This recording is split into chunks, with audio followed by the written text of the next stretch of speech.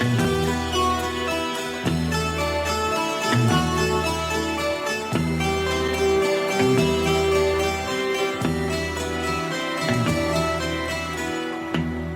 will just still continue the higher coordination numbers, and we were with some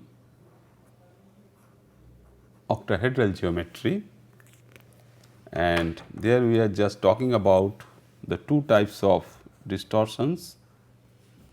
One is tetragonal distortion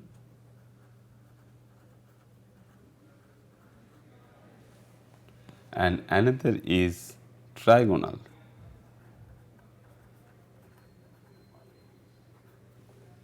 So, in case of tetragonal distortion, what we see that we are focusing our attention on a tetragon, that means the plane which is the square plane, which contains 4 ligands and 2 other ligands in the octahedral situation.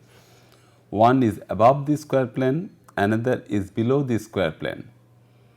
But when we talk in terms of the trigonal distortion, we will be focusing our attention on the corresponding trigonal planes, because one particular octahedron can have 4 such corresponding tetragonal planes. They are mostly in 3 directions along the 3 Cartesian axes x, y and z. So, we can have both the elongation and compression along the tetragonal axis, along x, along y and along z.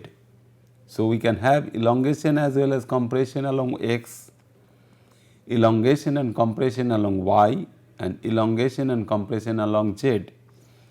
Similarly, in a particular octahedron we can have 8 such trigonal faces, and along these trigonal faces, which we will consider along the axis which we will consider as the C3 axis. So, along the C3 axis, how the corresponding elongation and compression and distortion can take place, that will all be known as the corresponding trigonal distortion of the octahedral geometry. And in this particular case, when we are focusing our attention on the C4 axis perpendicular to the plane of the square planes, we will call him then as tetragonal distortions. So, in this part of this lecture of this coordination number 4, we will see that this already we have seen that along this axis, that means this is the original size, the green and the corresponding colored sphere is that this is the corresponding. So, when they are elongated, these are the elongated positions. So, this is the original position basically. So, this is the original octahedron. When they are compressed along these 2 directions. If we consider these 2 directions are z axis, we call that you have z axis compression and your octahedron is typically distorted, and the corresponding metal ligand bond lengths along these axes are less compared to the other axis. But in this particular case, in the second situation, so these A and B both are tetragonal distortions. We also call them, we also label them as D4H distortions. But the second situation, that means the situation C and D, they are called at rhombic distortions and trigonal distortions. The second situations what we are talking about is that along the trigonal plane, this is the C3 plane. This is another C3 plane. So, we have above these we have 4. So, if we just focus our attention at this particular point, altogether this is the meeting point of 4 trigonal planes above the basic square plane, and this is also another meeting plane where we have the 4 trigonal planes are coming. So, we have this if this is getting elongated along these C3 axis, we get trigonal distortions, and rhombic distortions are such that we have the compression along z axis, elongation along y axis. So, z axis will remain untouched.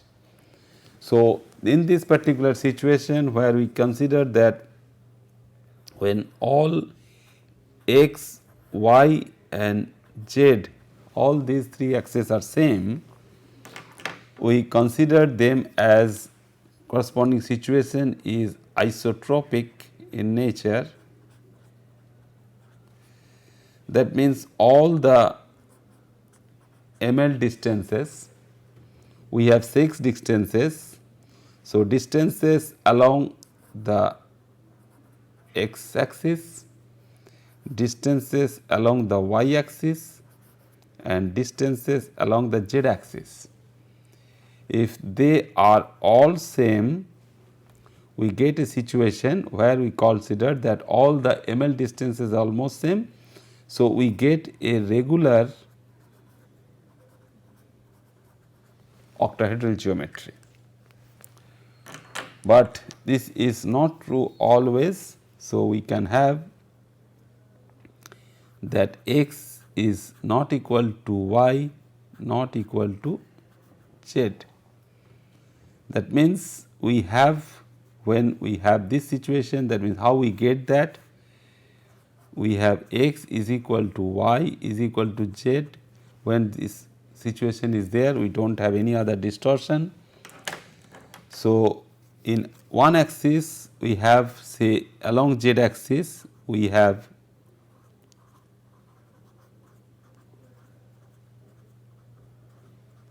compression, along x axis we have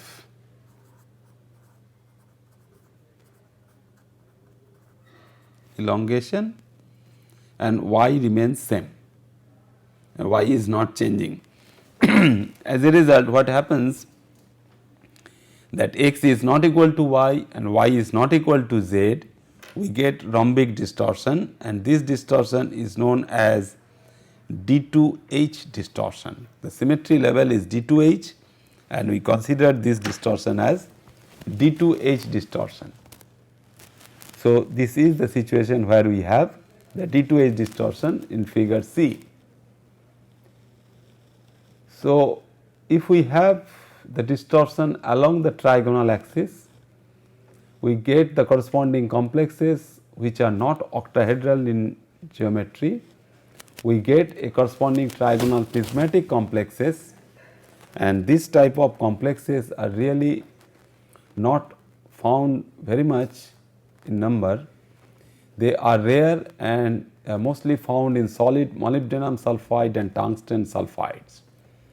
So, when these sulfide groups are packed around molybdenum and tungsten, they are getting a geometry where the coordination number is 6, but the corresponding geometry is not the positioning of regular spheres like molybdenum spheres and sulfide spheres in a octahedral geometry, but they are placed in a trigonal prismatic geometry.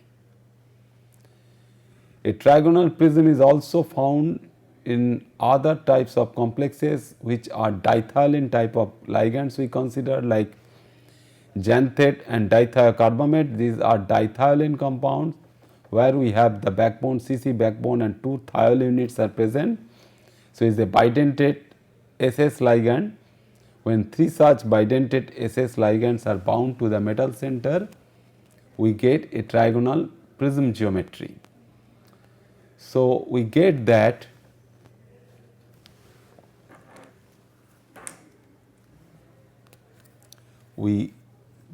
situation where we have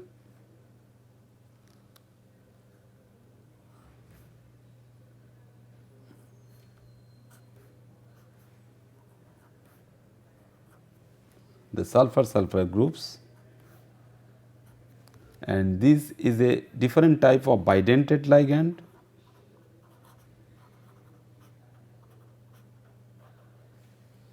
And this bidentate geometry, when it is bound to the metal center, we get in this form, where we find that this sulfur is there and this sulfur is there, this is there. So, if we just consider the top plane, so top plane is like this. So, this is a trigonal plane and the bottom plane is also a trigonal plane. So, this is the first bidentate ligand, this is the second bidentate ligand and this is the third bidentate ligand. So, overall the geometry is like this and we should also be able to draw it nicely, like drawing of the octahedron.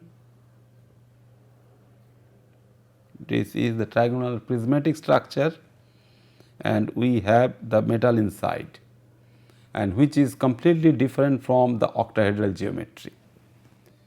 So, we see that when we have MS2C2R2 molecule, which will be in the trigonal prismatic geometry, and the symmetry level for that would be D3H. It is not a octahedral geometry, it is D3H molecule. So, this is one trigonal face and this is the other trigonal face at the bottom, and 4 other are square plane. So, 3 of these ligands over here and 3 other ligands on these other 3 coordinates. So, few more examples of these are of this type, where zirconium 4, hafnium 4 of this group and molybdenum in group 6, molybdenum 6 and tungsten 6. This we are discussing about the MOS2 and WS2 molecule. So, we have trigonal prismatic environment where molybdenum is surrounded by 6 sulfur groups. Here tungsten is also surrounded by 6 sulfur groups. Similarly, here also the methyl groups are there which are small there. So, metal methyl, so metal carbon bonds are there. So, metal methyl groups are there and 6 such methyl groups surrounding hafnium and 6 methyl groups surrounding the zirconium, also giving rise to trigonal prismatic complexes. So, other example is that is the rhenium complex, and rhenium complex instead of CR3 molecule, now CF3 is another possibility for the ligand system on the diethylene backbone, and that diethylene backbone is also giving again this particular coordination, but when we draw in this particular geometry, occasionally we will think in this fashion that it is a octahedral geometry, but it is not octahedral. When we draw like this, is a typically trigonal prismatic geometry. Similarly, again another malonitrile trifluoromethyl diethylate of rhenium compound is the tris compound of this one. In another geometry is this when we showing the corresponding trigonal prismatic geometry. So, trigonal prism, this is the corresponding trigonal prism, and when the trigonal prismatic geometry is available and the binding of these 3 ligands are like this, we get the corresponding compound in this particular geometry. So, this is another form and is taken from some journal paper. This is Inorganic Chemistry 76 paper, where we see that this particular geometry where we get this for the corresponding niobium compound, and where we have the niobate compound. So, D is the rhenium compound. So, this is the trigonal prism, A is the trigonal prism, basically the trigonal prism geometry, and this is when we just rotate the top plane. When we rotate the top plane or we rotate the bottom plane clockwise or anti-clockwise, we get the corresponding trigonal antiprism geometry. So, trigonal antiprism geometry is the corresponding octahedral geometry. So, when we view the situation through this particular trigonal plane, we basically get 2 geometries together. That means, if we just compare the octahedral as well as trigonal prismatic geometries together, we should see through the molecules through these trigonal planes. one is trigonal prismatic and this is trigonal antiprismatic. So, another name of octahedral geometry would therefore be trigonal antiprismatic. So, in this particular case, in the molecule like C and D is the corresponding rhenium compound, this is the whole detail of this and it is the corresponding positioning of the 6 sulfur atoms in a corresponding trigonal plane prism. So, this is one trigonal plane and this is the second trigonal plane on the back side.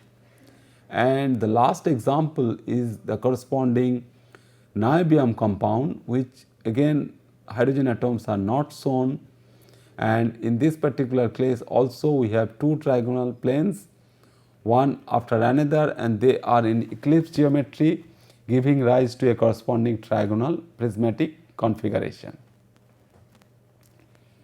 Then we move on to the coordination number of 7, and from here basically we have a corresponding difficulty, because up to a coordination number of 6 and from a very regular geometry of octahedron, we can consider that how the 6 groups are surrounding a particular center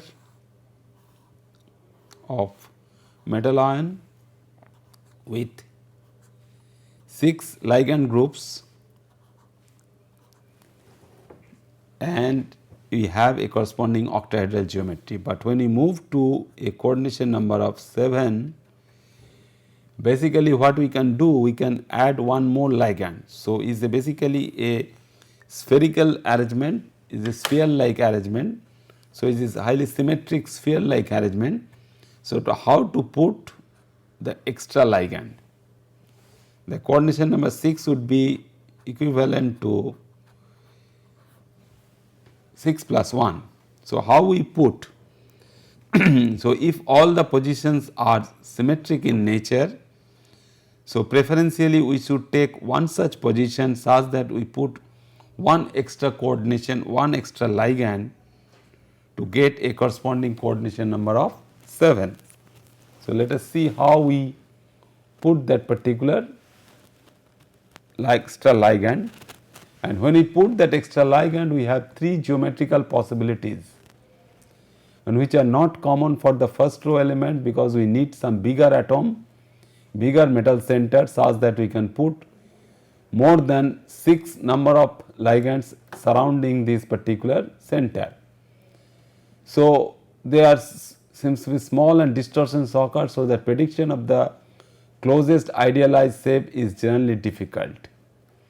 So, these are the situations, these are the 3 situations for a coordination number of 7, where we have added one extra position over here to the octahedral geometry, one extra position over here to a trigonal prismatic geometry, and this is one other situation where we change the corresponding square plane from a square geometry to a pentagonal geometry. So, these are only 3 options we can have. One is known as capped octahedron, and the symmetry level is also changing. It is changing from OH to C3V. Capped trigonal prism. So, we are capping one particular face. This is the trigonal face we are capping. This is the square plane we are capping, which is known as capped trigonal prism structure. And the third one is the pentagonal bipyramid structure. Instead of a square plane, we have a pentagonal plane, and above we have one ligand and below we have one more ligand to give a coordination number of 7. So, the first example, if we can see with that of our capped trigonal prism structure.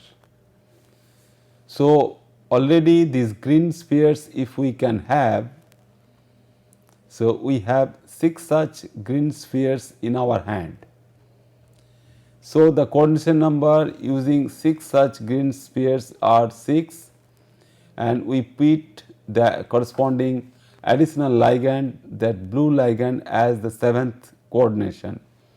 So, if we go from this particular square plane, So, we are capping this particular square plane, this particular face of the trigonal prism by this extra donor atom, and we are capping from this side. So, it will be known as a capped trigonal prism capping from the tetragonal face. Then we can have capped octahedron, where we have this regular octahedral geometry connecting all 6 positions and the sphere arrangement. And if we can cap one particular trigonal face by another atom, the another ligand atom, we get a coordination number of 7, and the positioning of all 7 would be like this. So, these 3 and these 3 are for the regular octahedral geometry, and this one is the corresponding extra. So, example for these 7 coordinated molecules are like this. When we have this capped one, this particular one is the capped one. So, tungsten surrounded by 4 carbon monoxide ligands and 3 bromine ligands will give rise to this particular geometry where one particular face is being capped. So, 3 plus 3 situation is well known to us. It can be visualized nicely also, that it can be either in one particular face or it can be through some meridional plane. So, 3 of one type, that means the Beer ligand, and 4 of another type, that means 3 from the other sides and 1 extra, giving rise to these 4 carbon monoxide ligands. Then we can have the pentagonal bipyramidal geometry, which has a symmetry level of D4H. So, we have the pentagonal plane, one above and another below. So, these are the corresponding donor points in the plane, and one above and another is below the molecule. So, this is one particular situation where we can have this, where we have one particular plane is occupied by 2 such ligands of these. So, they are of same ligand, which is a tridentate ligand, nitrogen phosphorus bearing Np2 type ligand, is a tridentate Np2 type of ligand. In one half it is just coordinating through one phosphorus, nitrogen and phosphorus. So, this ligand is fully coordinated to the uranium center, is a diuranyl like molybdenal and vanadium molecule, and the other ligand is not coordinating through this phosphorus, it is only coordinating through one phosphorus and one nitrogen. That means, it is behaving as a bidentate ligand system. So, that is why the ligand, the organic ligand parts are providing 3 plus 2 5 coordination positions. So, the 5 coordination positions from this particular pentagonal plane, one oxo is above the pentagonal plane and another oxo is below the pentagonal plane. So, this sort of situation can also we can get if we have a ligand system which is pentadentate, deriving from 2,6-diacetyl pyridine.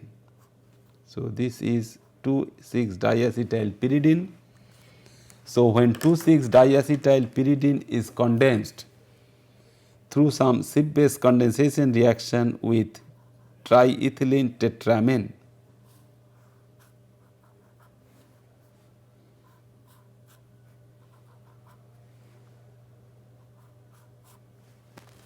this is triethylene tetramine. So, we get a corresponding ligand system which is pentadentate, and since it is a typical cyclic ligand, which is therefore can be labeled as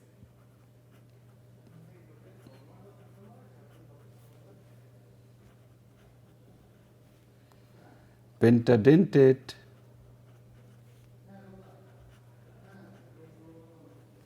macrocyclic ligand. So, this pentadentate macrocyclic ligand, when it is reacting with UO2 UO2 type of metal center. So, it is UO2 2 plus. So, it can be uranyl acetate also.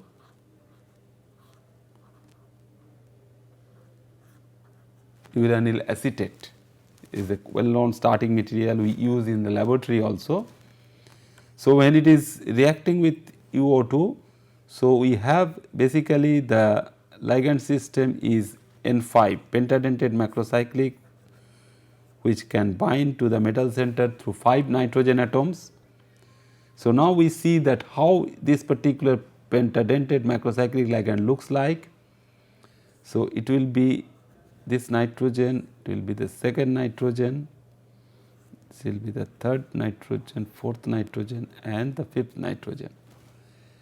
So, basically what we get from here is a situation where we have a pentagonal arrangement. So, if our uranium is coordinating over here, so we get 5 bonds from one plane and this double bond is here and another double bond above and below the pentagonal plane. So, we get a pentagonal bipyramidal geometry where symmetry level would be D5H. So, we get also a macrocyclic ligand where the restrictions are there for this geometry. This is also another type of ligand system where we have restricted our thing is that we have 5 donor atoms in one particular plane, and if it is in iron center, so one will be bound above the plane, another will be bound to the below the plane. If they are thiocyanate, so this is also a thiocyanate complex using a macrocyclic ligand similar to that what we have just shown. And another is that heptafluoroniobate compound. Heptafluoroniobate compound is also a capped trigonal prism structure. So, this capped trigonal prism structure we have to accommodate 7 fluorine ligands surrounding this niobium. So, this is one particular form. Then we have what we have shown just now is the corresponding geometry for the capped corresponding capped trigonal prism structure for tungsten CO4 Br3. So, Br3 in one particular phase, one trigonal phase we have the Br3 units, in another trigonal phase we have 3 corresponding 3 CO units, and one is above this particular phase, that means it is capping. So, this is this particular structure where we have the capping CO is at the top. So, this capping CO will be here. So, below we have 3 Br and another case we have 3 CO, still we have the 4th CO from this particular phase, though we have some steric crowding. So, we now move on to a coordination number of 8. Above 7 we are just moving to a coordination number of 8. And again in this particular case we have 4 possibilities, and the the corresponding polyhedral levels are getting complicated. So, we should little bit slowly remember all these names, and first of these is the cube arrangement. So, whatever we are just now discussing about the octahedral geometry, which can be derived from a typical cube arrangement. So, if we just see how we can draw a nice cube. So, this is the cube. So, how we can derive a octahedral geometry out of a cube, because we are talking a corresponding coordination number of 6.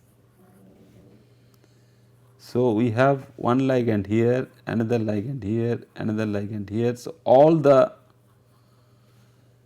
central positions of the 6 faces of the cube. So, if we just connect all them,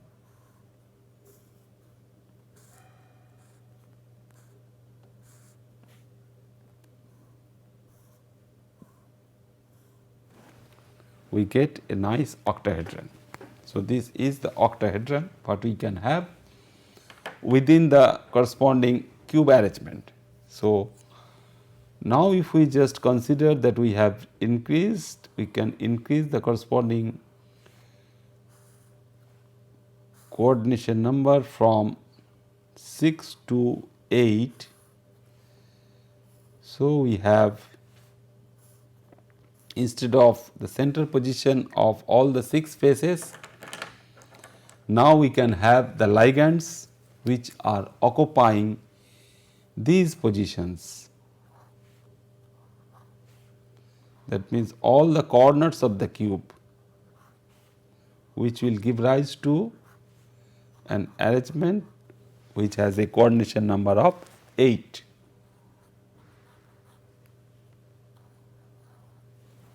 So, metal will be at the center. So, one such arrangement will be the cubic arrangement, and cubic field is their symmetry wise, which is same, which has a symmetry level of OH also. Then cube is the square prism, like that we are relating the octahedron with the trigonal prismatic structure, but if we go for a square antiprism structure, the symmetry level will be changed from OH to D4D. Then we have the dodecahedral geometry, which has a D2D level, and hexagonal bipyramid like that of our pentagonal bipyramid. The pentagonal bipyramid just now we have seen. Similarly, if the plane you have is the hexagonal one, then above we have one point and below we have another point, we get a hexagonal bipyramidal geometry of coordination number 8 with a symmetry level of D4H. So, this are the situations. This is cube structure, this is square antiprism, this is one square and this is another square. So, if we just rotate the top plane, so top plane will be rotated, and if they are connected to each other, we get a square antiprism structure where we have 2 of these faces are square face. Like this face, you have 6 square faces in a cube structure. Here we have 2 of these are square faces, but others are 1, 2, 3, 4, 5, 6 of them are corresponding trigonal faces.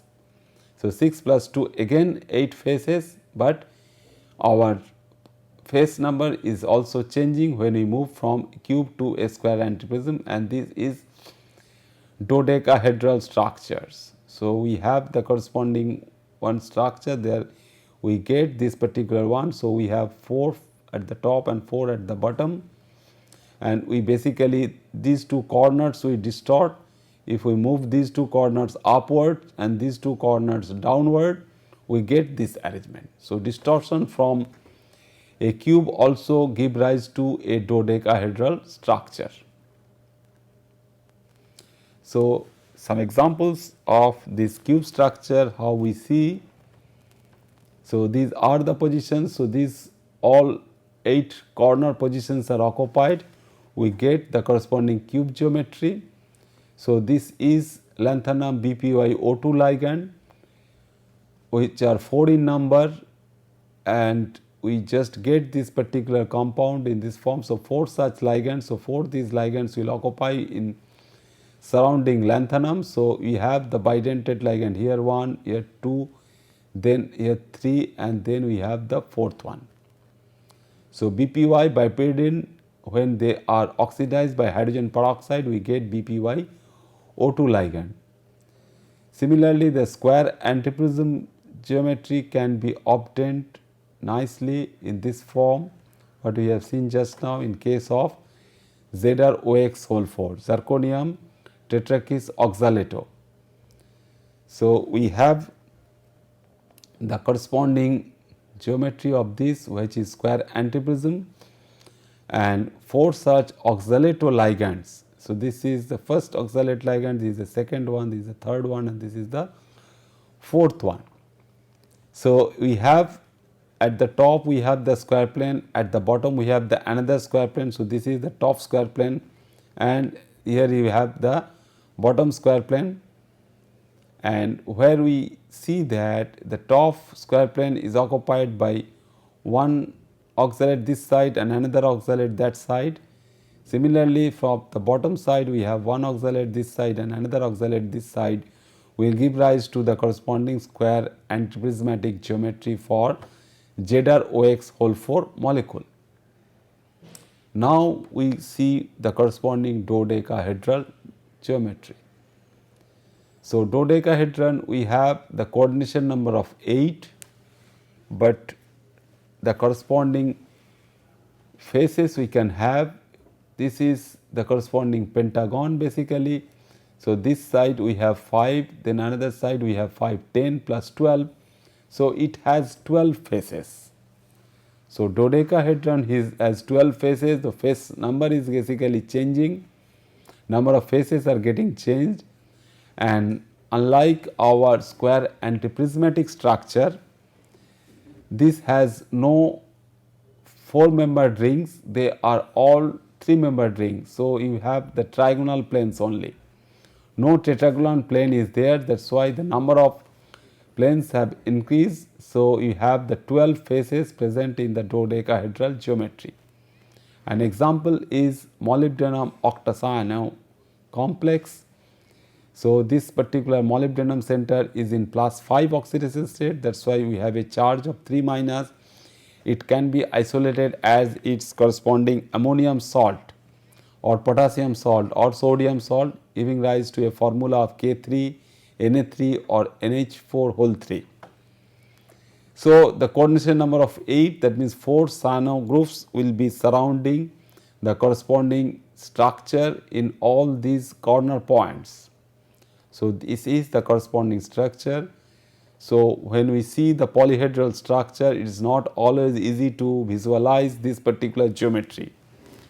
So, at least this geometry is embedded within this polyhedral arrangement, and this geometry when we have, we can see this particular one. So, we can basically 3 plus 3 6 positions we are seeing over here. So, this 5 from this pentagonal part, this is the entire part, the outside, the periphery of this molecule is the pentagon. So, the pentagonal face is visible, then we have this one particular point. So, we have here also we have the pentagonal face, and this is the other one. So, 5 plus 1 6 groups we see, 2 are back on the back side. So, this is the first one and this is the second one, these are also slightly visible, this is the one and this is the other one. This is one more example of a ligand system, how we move from a typical macrocyclic ligand and how we derivatize these things. So, this is well known architectural thing on the ligand design. So, how we can change the ligand design?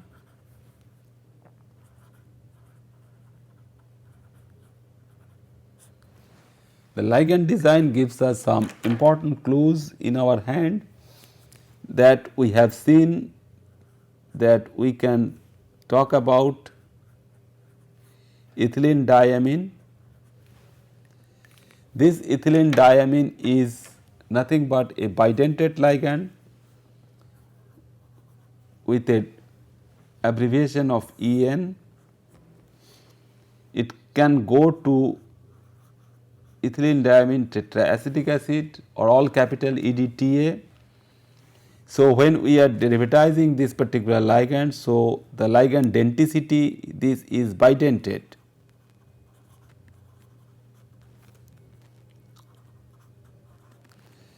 So, bidentate ligand can be changed to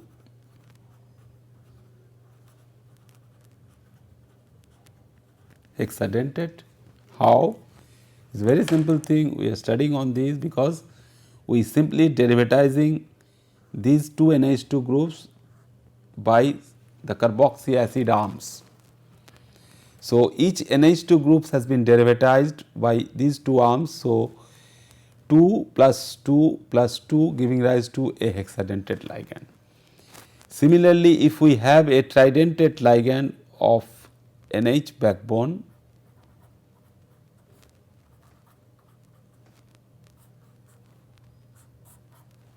which is taken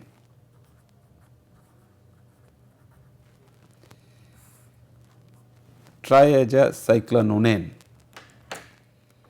and this triazacyclanonane, which is facially capping tridentate ligand,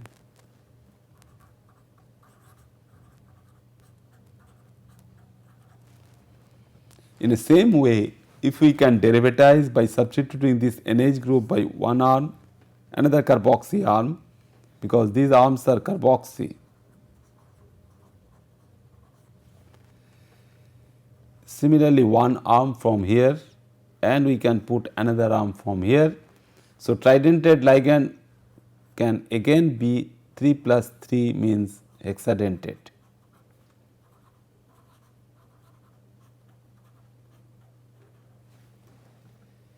Similarly, if we can go from a macrocyclic ligand which is tetradentate, which is 1, 4, 7, 10 tetraazacyclododecane.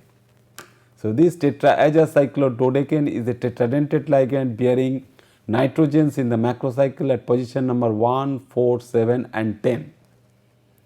And if we derivatized all 4 nitrogen groups by acetic acid functionality, that means the carboxy acid functionality at all the same positions, we get a ligand which is octadentate in nature and known as DOTA, which is abbreviated as DOTA.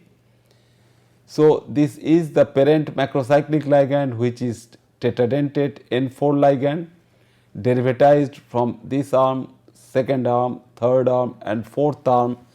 It become the corresponding octadentate ligand, and it can trap basically that particular metal center, which can give rise to a coordination number of 8, because this ligand is providing a system where the ligand is octadentate.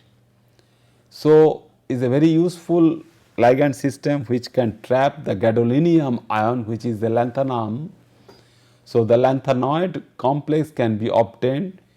So, we have basically 4 negative charge on after deprotonation of these OH of the carboxy groups, and gadolinium in +3 oxidation state can bind to this ligand, this DOTA ligand, and one charge will be there, and is a very useful molecule from the medical point of view.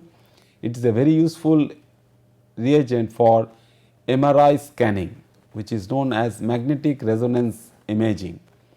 So, MRI scan can be done with the use of this particular metal complex of gadolinium. So, this is a lanthanide metal complex, is the medical imaging technique. MRI is therefore a special type of medical imaging technique used in radiology to see the internal structure of the body in detail. It is a complementary technique related to nuclear magnetic resonance NMR technique.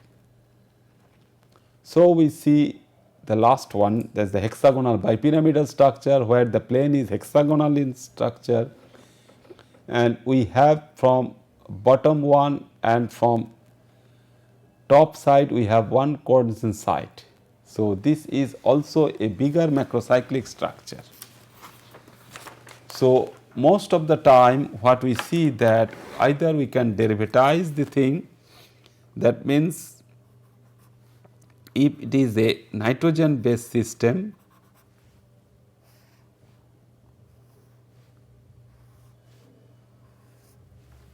we can go for simple derivatization of these nitrogen positions, or we can just simply through some ship based condensation or some other type of tetrapyrrole type of condensation reactions, we can move from this is tetradentate ligand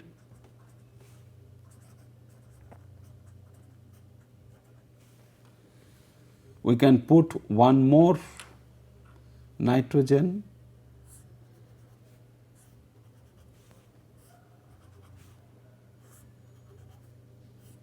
making it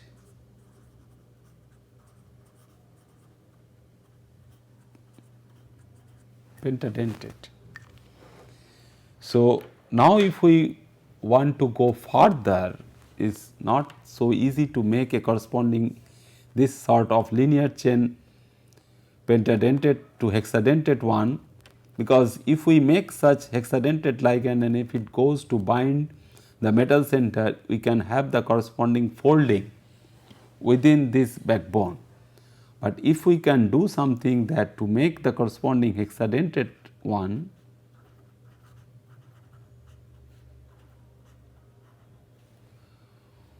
we can put some rigid backbone. So, we can have one rigid backbone here, we can have another rigid backbone over here, we can have another rigid backbone over here, then we can connect it.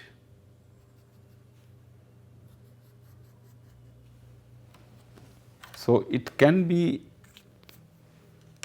a hexadentate ligand.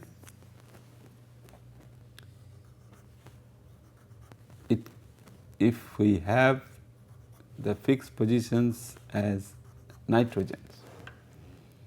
So, it can be BPY type of rigid molecule fixing over there, or it can be bispirole type of unit, such that we can have two adjacent nitrogens. Idea is that we can have two adjacent nitrogens which are fixed with some nitrogen carbon carbon nitrogen backbone. This is the backbone.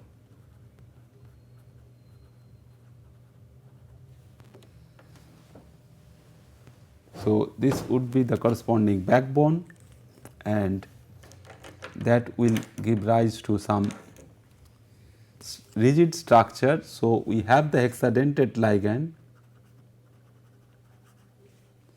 which is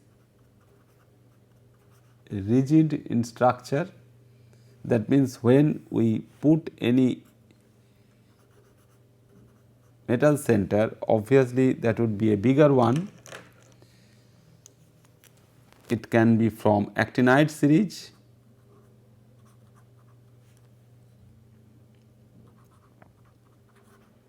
which will be bigger in size. So, we have within this cavity of the hexadentate ligand, the metal ion will be sitting nicely over there,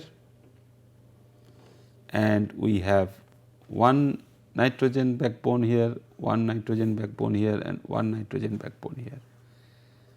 So, we have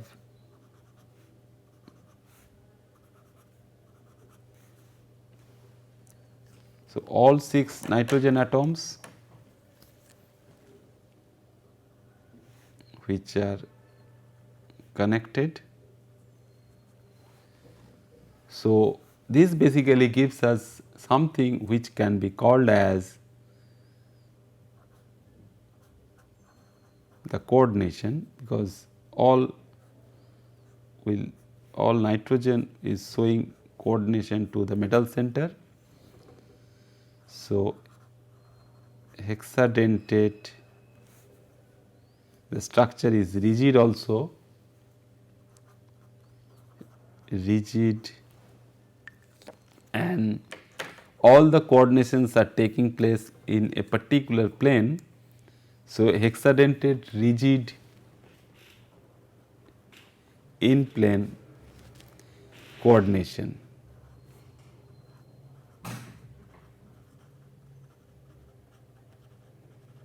Is possible. So, now if we can get one above this particular plane. So, this is our corresponding rigid coordination, hexadentate rigid coordination through all these 6 nitrogen atoms of the bis pyrrole unit. And if we have the uranium oxo group above the plane and another below the plane, we get a corresponding hexagonal bipyramidal geometry, which is nicely achieved for a coordination number of 8. Then we have the coordination number of 9, which is 3-facet coordinate centered trigonal prism structure of D3H, and this is the face and this is the one other face. And if all the face centered trigonal prism is there, all the 3 faces, that means all the square faces, this is one square plane, this is another square and this is another square plane, all the 3 are capped, we get 6 plus 3 9 coordination, which is possible for rhenium hydrido compound, rhenium nonahydride compound, which is there and which can be going for the corresponding coordination of this. Rhenium is in the group of manganese. So, manganese, technetium and rhenium. This rhenium center is in +7 oxidation state, attaching to 9 hydride groups, giving an overall charge of 2 minus. So, this is the structure fitting with this particular capped trigonal prism. So, these complexes of higher coordination numbers are basically larger atoms and ions are participating, and they are mostly from F block, and they tend to form complexes with high coordination numbers. And this 9 coordination number is particularly important in the F block elements. If it is true with F block elements, that means the lanthanides or the actinides, it can also be true with the 5D elements. So, this is the 5D transition metal ion rhenium in that series, which can also give rise to a coordination number of 9 when the ligand is very small, which is hydride. The hydrido ligand can give rise to that situation. Then we have a coordination number of 10, which can, we have square antiprism we know now with a coordination number of 8, which can be bicapped, that means 2 of the faces can be capped to give rise to a corresponding bicapped square antiprismatic structure of symmetry level D4D. Similarly, if we can go 1 point further for a coordination number of 11, we can get a corresponding geometry where we have a trigonal prism structure where all faces are capped.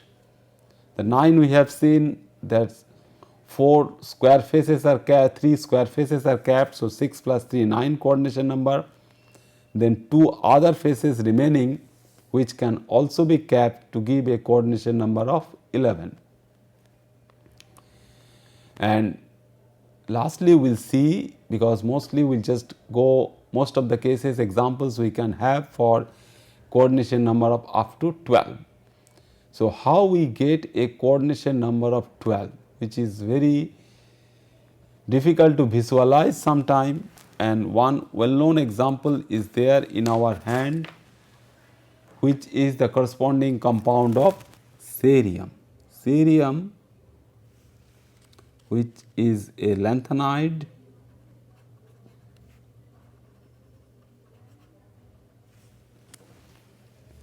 and this cerium compound, when forming the corresponding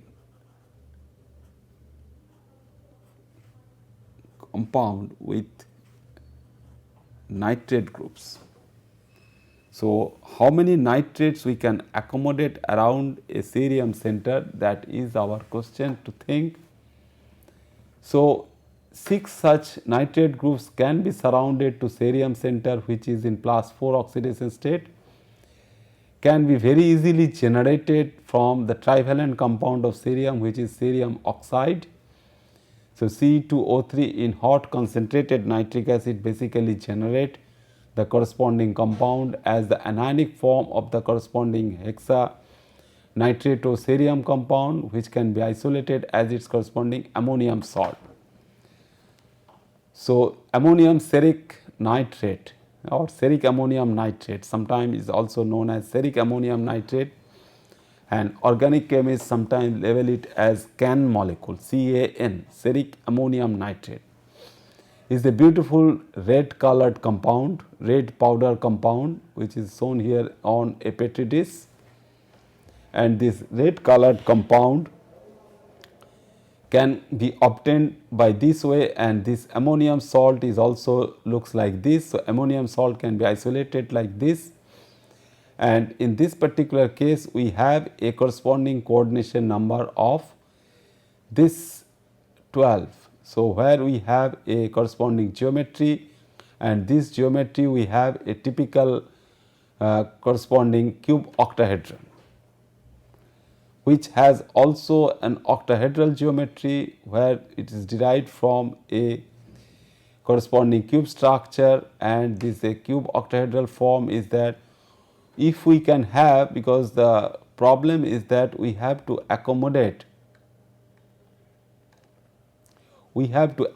basically 6 such nitrate groups around the cerium atom.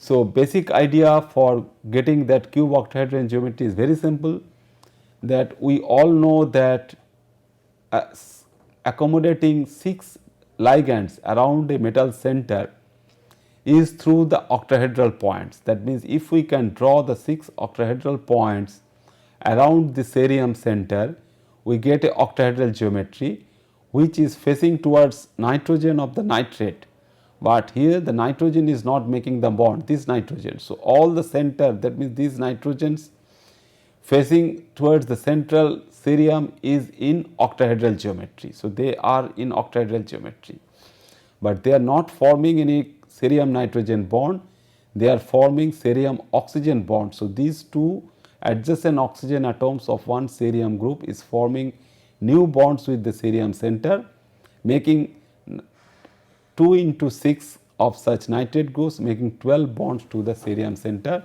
in a geometry which is known as a cube octahedron geometry. Thank you very much.